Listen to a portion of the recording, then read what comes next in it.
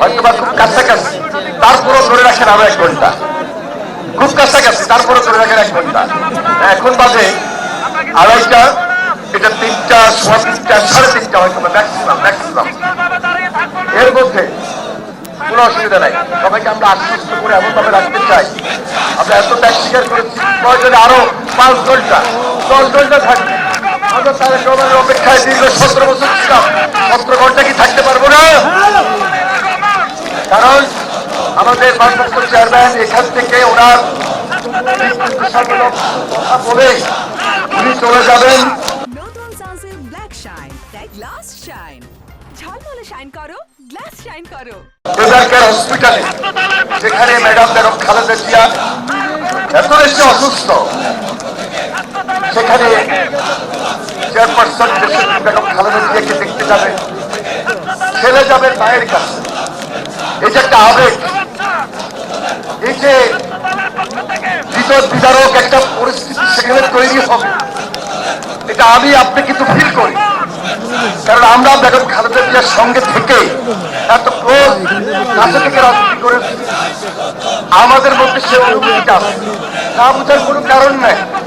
তাহলে তারেক রহমান সেখানে গেছে, তারেক রহমান সেখানে যাওয়ার পর কি ধরনের আবেগ তৈরি হবে, হৃদয় বিদারক দৃশ্য তৈরি হবে, এটা নিশ্চয় আমি আপনি অনুমান করতে পারি। এরপরে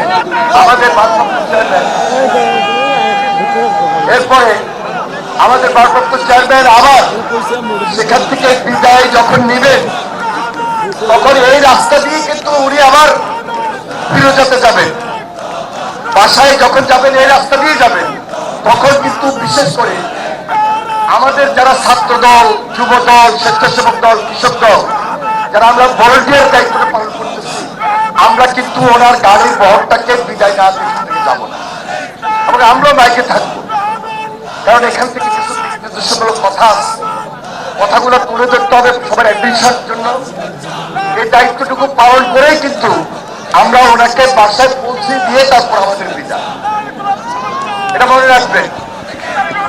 আমাদের ভারপ্রাপ্ত চেয়ারম্যান কিছুক্ষণের মধ্যে আসছেন। আমাদের যে এন্ট্রি পয়েন্ট, সেখানে অনেক ভলান্টিয়ার কাজ করছেন আমাদের সরকারের সহযোগিতায়। সরকারকে আমরা সহযোগিতা করছি, এবং সরকারের আইন শৃঙ্খলা বাহিনী যারা রয়েছে তারাও কিন্তু যথেষ্ট দায়িত্ব নিয়ে তাদের ডিউটি অথবা তাদের দায়িত্ব পালন যেটা করার সেটা করছেন। এটা কিন্তু একটা দেশের স্বাভাবিক পরিস্থিতি।